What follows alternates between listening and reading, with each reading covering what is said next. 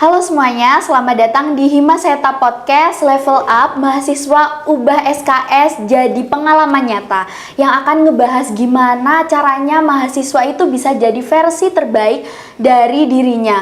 Bukan cuma teori, tapi juga siap untuk di dunia kerja ke depannya.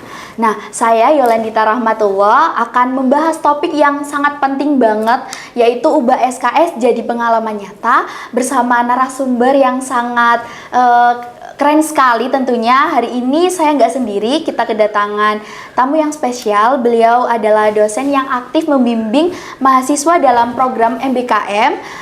Langsung saja untuk Ibu Arik Dewi Maharani SPMP, boleh disapa penonton terlebih dahulu, Bu. Halo Sobat Sosek. Oke, kalau boleh tahu Ibu, ini kan hari Senin ya Ibu ya. Bagaimana kesibukan di hari Senin ini kalau dari Ibu Arik sendiri? Oke, jadi hari ini biasanya kalau Senin padat ya. Iya. Alhamdulillah hari ini tidak padat-padat sekali. Oke. Jadi yang pastinya kami di sini melakukan kegiatan Tridharma. Yang pertama adalah pengajaran, gitu ya. Kemudian kita melakukan riset, penelitian, terus pengabdian.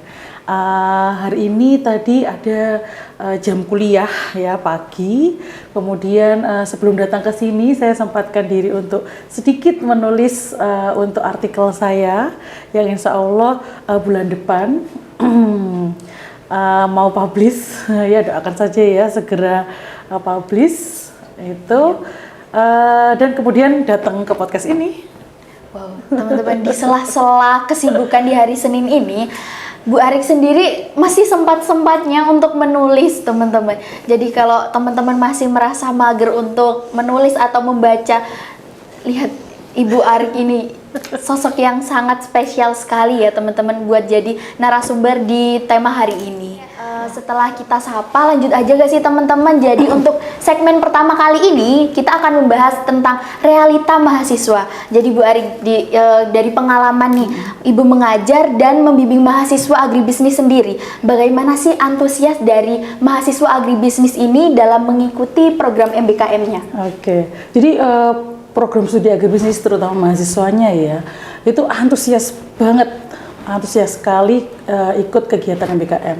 Jadi tahun-tahun sebelumnya banyak sekali program-program MBKM yang adik-adik ikuti.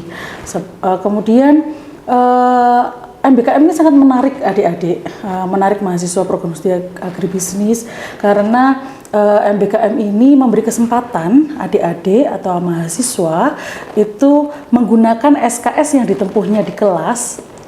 Kemudian diimplementasikan di luar kampus. Ada yang bisa studi di luar program studi, kemudian magang di perusahaan. Kemudian yang banyak diminati itu program mahasiswa magang bersertifikasi waktu itu. Kemudian ada juga program wirausaha dengan dunia industri dan dunia usaha kayak gitu. Iya, terus ini ya pada puncak kemarin Hardiknas tanggal 2 Mei 2025 itu Dirjen Pendidikan Tinggi itu sebagai tindak lanjut dari program Merdeka Belajar Kampus Merdeka melaunching atau meresmikan yang namanya program kampus berdampak seperti itu. Itu merupakan kelanjutan dari program MBKM gitu, yang bertujuan untuk ini berdampak kepada dunia usaha dan dunia industri, kemudian pengabdian di desa dan riset yang berkelanjutan seperti itu. Berarti program MBKM ini juga luas dan tentunya ternyata ada program terbaru itu ya Ibu. Oke. Berarti SKS itu jadi investasi dari pengalaman teman-teman juga Bu ya? Betul sekali.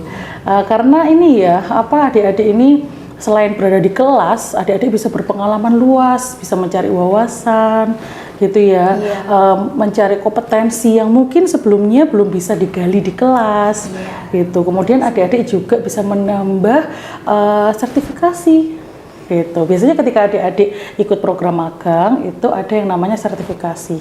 Sertifikasi kompetensi untuk kemampuan yang dimiliki oleh adik-adik gitu. Oke.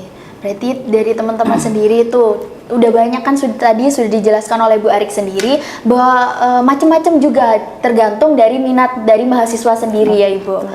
Oke, kita masuk ke segmen kedua, yaitu dari teman-teman sendiri pastinya udah tahu kan ya, tadi udah dijelasin mengenai MBKM panjang kali lebar tadi ya. Nah, sekarang kita harus tahu nih gimana hal yang perlu dipersiapkan untuk kita sebagai mahasiswa untuk mengikuti program MBKM tersebut Ibu. Oke, jadi pastinya ya untuk mengikuti program MBKM atau kampus berdampak itu harus mahasiswa aktif gitu. Minimal semester 3. Jadi ada beberapa persyaratan yang minimal adalah semester 3 dan ada yang minimal adalah semester 4. Seperti itu. Kemudian aktif juga secara akademik dan non akademik. Gitu.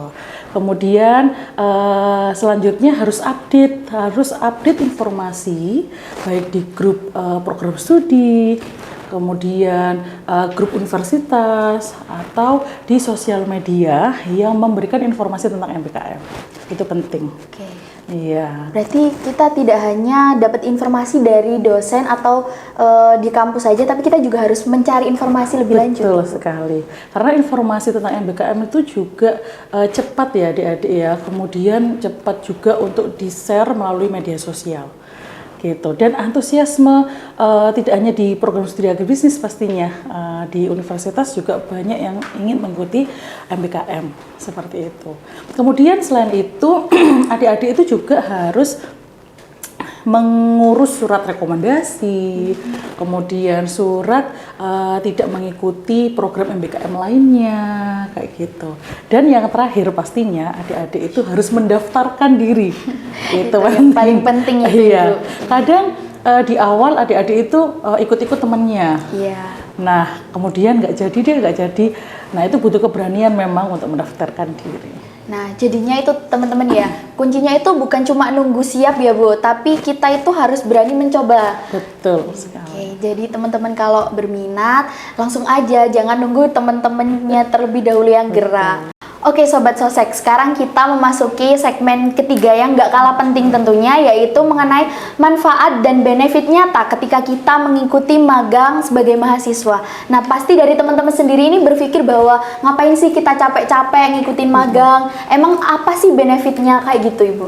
Oke, jadi sebenarnya sih kegiatan MBKM ini banyak sekali ya manfaat yang diperoleh oleh adik-adik. Yang pertama pastinya skill ya, karena adik-adik bisa belajar langsung ke orang yang memang melakukan atau belajar langsung ke praktisinya.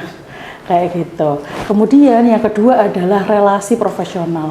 Nah, relasi ini ketika adik-adik udah magang di tempat magang, adik-adik pasti bertemu dengan banyak orang. Nah, orang-orang tadi yang menjadi relasi adik-adik yang di kemudian hari mungkin adik-adik bisa saling berkomunikasi, menjalin hubungan atau menjalin relasi, atau bisa jadi menjadi investasi karir ya di kemudian hari gitu. Setelah itu relasi, adik-adik juga ini loh pastinya ya adik-adik itu nanti kalau mau lulus atau udah lulus butuh CV. Iya, itu penting sekali itu Ibu. Iya, itu. Jadi ketika di portofolio CV, adik-adik bisa mencantumkan nih pernah magang di perusahaan apa, kemudian pernah berkolaborasi dengan industri apa, kayak gitu. Iya. Itu membuat ini ya, tambahan poin gitu ya. Poin adik-adik karirnya ke depan nanti. Kemudian pastinya ya kalau adik-adik ikut program MBKM, di sana adik-adik selalu bertemu banyak orang, kemudian banyak pekerjaan-pekerjaan yang dilakukan. Pastinya mental kepercayaan diri itu pasti akan berbeda dengan mahasiswa yang belajar di kelas kayak gitu, yang selalu belajar di kelas karena langsung berhadapan dengan orangnya langsung gitu ya. Itu. Dan yang paling dicari-cari oleh adik-adik selain pengalaman-pengalaman atau wawasan di eksternal ibaratnya itu adalah konversi SKS. Nah, itu teman-teman. Kalau teman-teman yang bosan nih kuliah di situ-situ aja, pengen keluar, nah solusinya yaitu MBKM, ikut MBKM Bang Ibu. Itu memang mahasiswa itu, Bu, ini konversinya berapa ya? Ini nanti kita bisa nggak konversi untuk mata kuliah yang sulit-sulit gitu.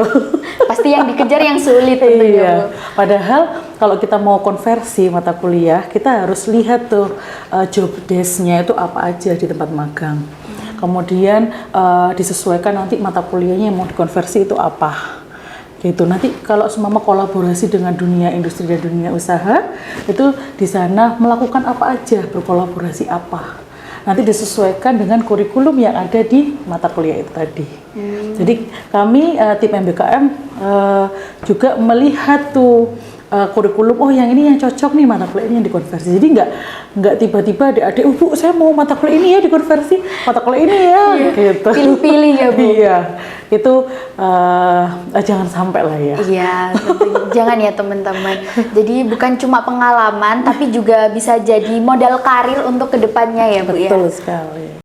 Oke, sekarang kita langsung saja memasuki segmen yang akan membahas mengenai teknis dan alur untuk mengikuti MBKM tentunya, Bu. Dari teman-teman sendiri, saya sendiri, Bu, masih belum mengetahui bagaimana teknis atau persyaratan apa yang perlu dipersiapkan untuk mengikuti program MBKM tersebut, Bu. Oke, jadi ketika adik-adik ingin atau memperoleh informasi ya terkait program MBKM, adik-adik harusnya pahami dulu programnya itu. Jadi setiap program itu biasanya ada buku panduan, gitu ya, ada buku panduan program MBKM. Adik-adik pahami dulu kira-kira itu yang dibutuhkan adalah mahasiswa semester berapa, kemudian harus menempuh apa, gitu, harus sudah menempuh mata kuliah apa-apa itu biasanya ada seperti itu. Kemudian adik-adik harus cek program tersebut yang tersedia di lamannya atau websitenya. Kadang adik-adik itu panduan dapat dari share-sharean kan. Iya. Nah ketika udah dapat dari share, udah dipahami, oh saya tertarik nih. Nah itu dicek di akunnya, di websitenya. Nah bagaimana itu lini masanya, gitu. Biasanya ada yang namanya lini masa dari program tadi, dan lini masa itu tidak disampaikan di panduan, tapi disampaikan di website.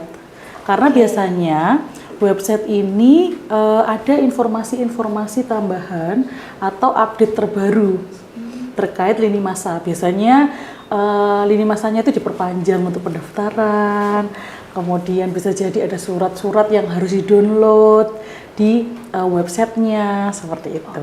Jadi adik-adik harus cek di lamannya. Kemudian adik-adik harus tentukan, setelah udah tahu, tentukan tujuan magangnya itu mau kemana. Jadi kalau program magang bersertifikasi itu ada beberapa tujuan magang, gitu. Mau di daerah mana atau perusahaan apa. Kemudian nanti ada informasi lebih lanjut apakah diterima di tempat magang itu atau ditaruh di tempat magang yang lainnya. Oke, gitu. Kemudian setelah adik-adik udah mengetahui prosesnya, mengetahui tempat magangnya, adik-adik konsultasi ke dosen wali.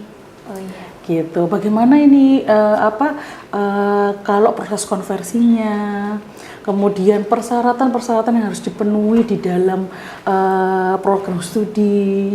Atau bisa jadi adik-adik selain konsultasi ke dosen wali, adik-adik bisa komunikasi juga ke tim MBKM.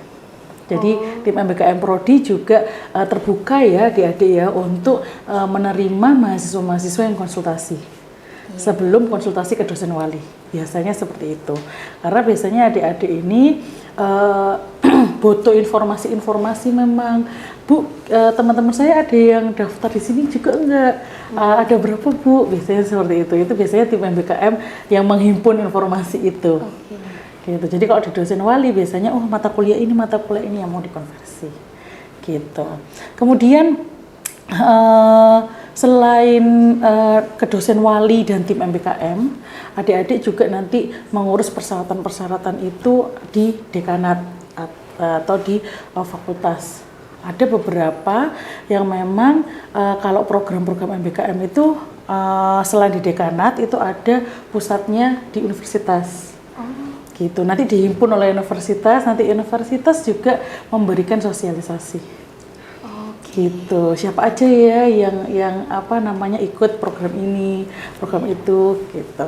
Contohnya kayak program WMK, Wirausaha Merdeka.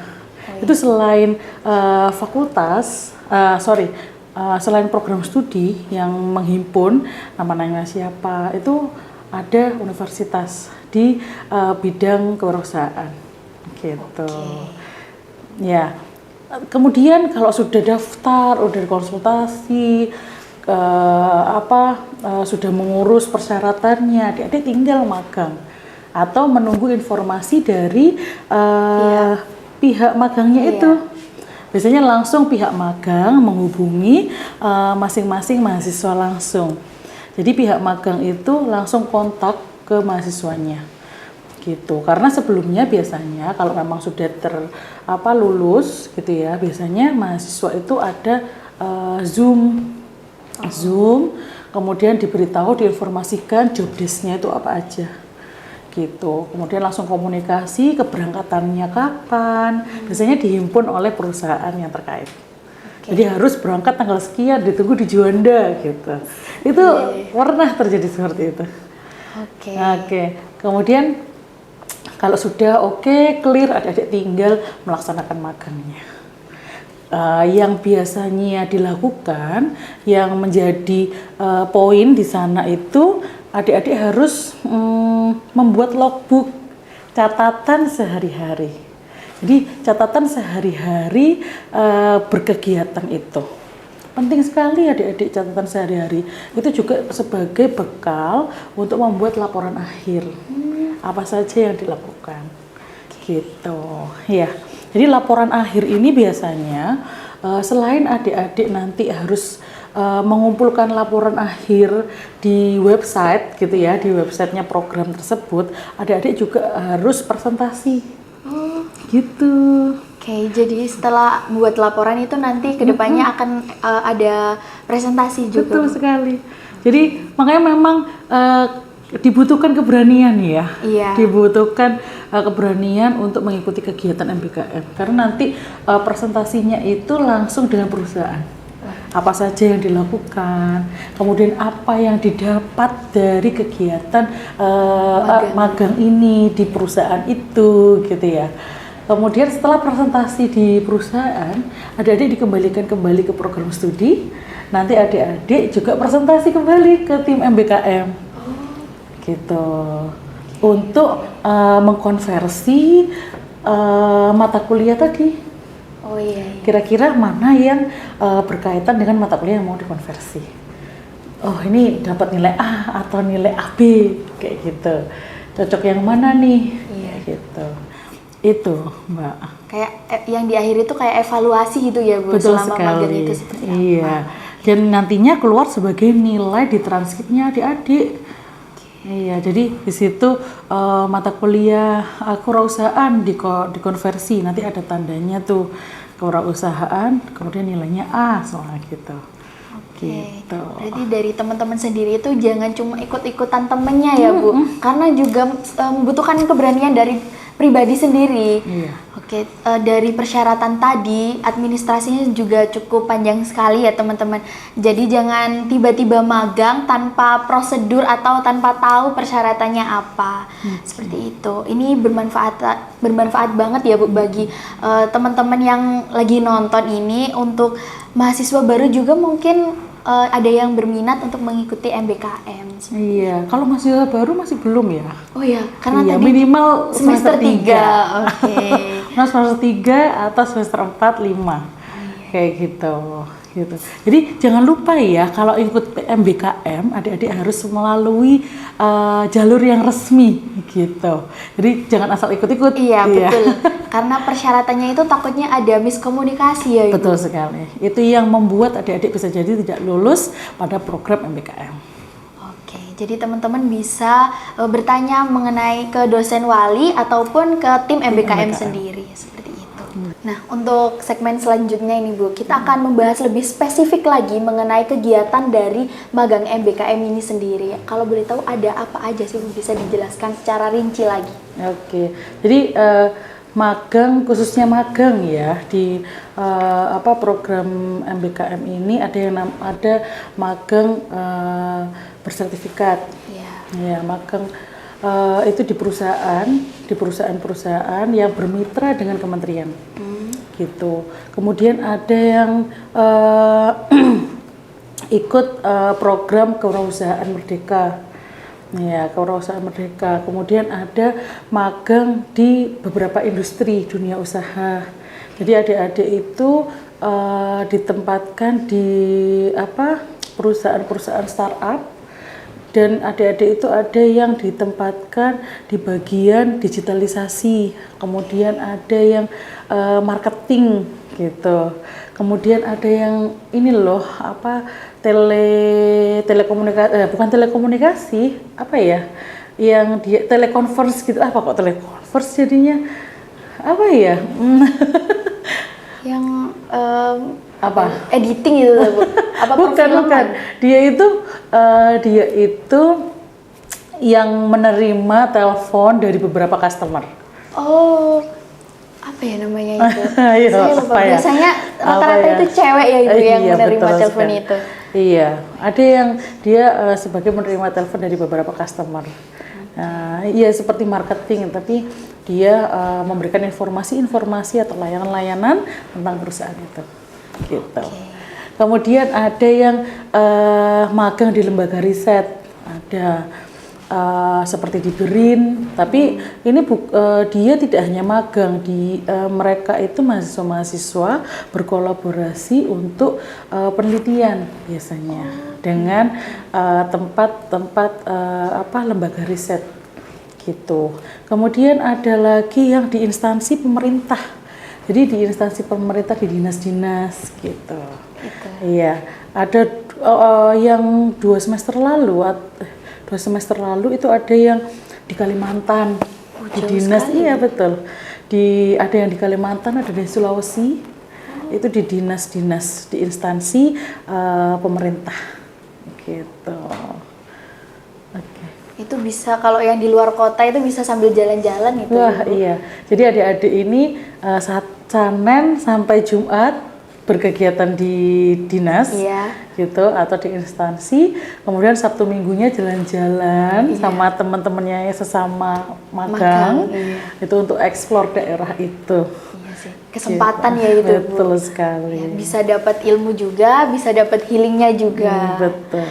Oke, jadi sangat luas sekali ya teman-teman. Itu tergantung dari passion kebiasaan dari teman-teman sendiri gitu. Kalau teman-teman tadi ada yang digital, yang editing juga, jadi macam-macam teman-teman, tergantung dari teman-temannya sendiri. Oke teman-teman, ini sudah sampai di segmen terakhir yang akan membahas mengenai tips magang dan konversi. Nah, dari teman-teman pastinya juga masih belum tahu Ibu, SKS yang bisa dikonversi itu berapa ya Ibu?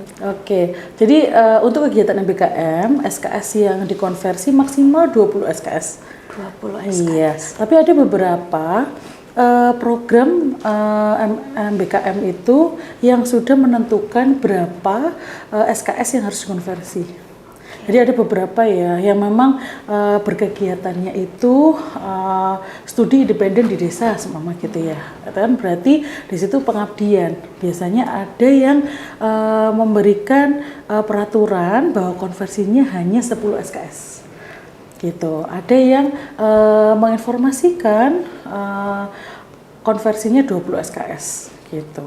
Kemudian bisa jadi adik-adik ketika kita melakukan simulasi konversi dengan mata kuliah internal, itu bisa jadi tidak semua SKS bisa dikonversi. Bisa jadi ternyata dihitung-hitung sisanya adik-adik tinggal 18 SKS, gitu. Ya jadi yang dikonversi ya 18 SKS. Iya, apalagi biasanya itu terjadi pada mahasiswa-mahasiswa di semester 6 atau semester 5. Gitu kan udah tinggal 20 SKS atau SKS. Iya, tinggal 18, udah sisa-sisanya kayak gitu. Biasanya itu ya sisanya itu yang bisa dikonversi. Oke, jadi itu untuk SKS yang bisa dikonversi teman-teman. Kalau tips untuk sukses magang sendiri Bu, bagaimana kalau dari Bu Ari? Oke, jadi memang kalau untuk memilih magang, adik-adik harus pilih yang memang kalian minati, ya kalian minati. Iya, ke program MBKM. Ada beberapa mahasiswa yang berminat, oh saya suka di bidang entrepreneur Bu. Saya ikut Wirausaha Merdeka aja. Oke, silakan. Gitu. Atau Bu, saya kalau Wirausaha Merdeka kurang prefer Bu, kurang suka. Saya mau magang bersertifikasi. Oh, silakan. Itu terbuka sesuai dengan minat adik-adik. Gitu. Dan pastinya ya harus menunggu informasi juga ya, mana yang buka dulu. Biasanya adik-adik itu ada yang gambler ya, kadang kepingin Wirausaha Merdeka tapi yang membuka pendaftaran itu MSIB dulu. Bu gimana ya Bu, saya mau daftar yang mana dulu ya? Loh silakan gitu. Kami tim MBKM memberikan keleluasaan pada adik-adik untuk memilih gitu. Karena memang nanti yang menjalani adik-adik, nggak sebentar ya adik-adik ya. Lama itu Bu. 1 semester di luar kampus dan kami sebagai dosen di sini hanya memantau aja dari jauh kayak gitu. Kemudian jangan lupa rutin melakukan bimbingan. Dalam artian bukan harus ketemu ya, rutin melakukan bimbingan, tapi adik-adik chatting atau bisa WhatsApp ke dosen walinya atau tim MBKM bercerita bagaimana kegiatan dia di lapang. Itu. Jadi ketika ada sesuatu hal yang mungkin ada hal-hal yang tidak diinginkan, itu bisa kami selaku lembaga bisa tahu apa yang menjadi keluhan atau apa yang menjadi keunggulan dari kegiatan itu.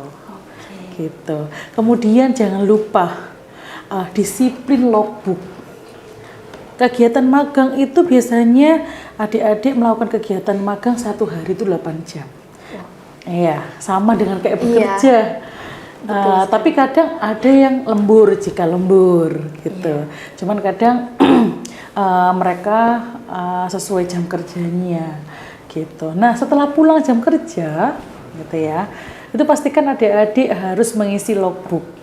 Meskipun contoh nih, oh Bu di program saya tuh nggak ada logbooknya gitu.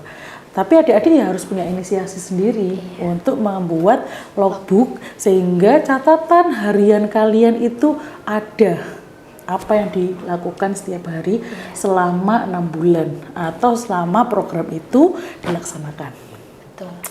Kemudian jangan lupa aktif bertanya dan meminta masukan kepada instruktur Di perusahaan tersebut. Pastinya. Jadi setiap perusahaan itu ada yang namanya instruktur yang memang mengurus segala kegiatan adik-adik magang. Dan instruktur ini langsung diberi tugas oleh direksinya mungkin atau perusahaan itu. Jadi adik-adik jangan lupa aktif bertanya, gitu ya, aktif bertanya dan meminta masukan apa yang mau dilakukan, gitu ya, dan bagaimana kegiatan yang sudah dilakukan, gitu, ya.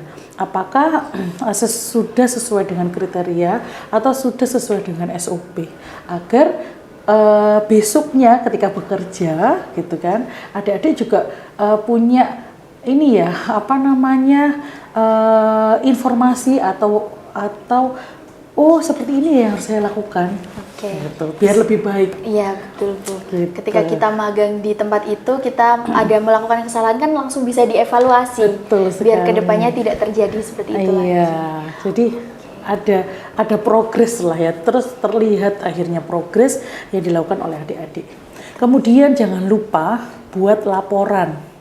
Itu, buat laporannya dan laporannya itu harus dikumpulkan atau diunggah tepat waktu.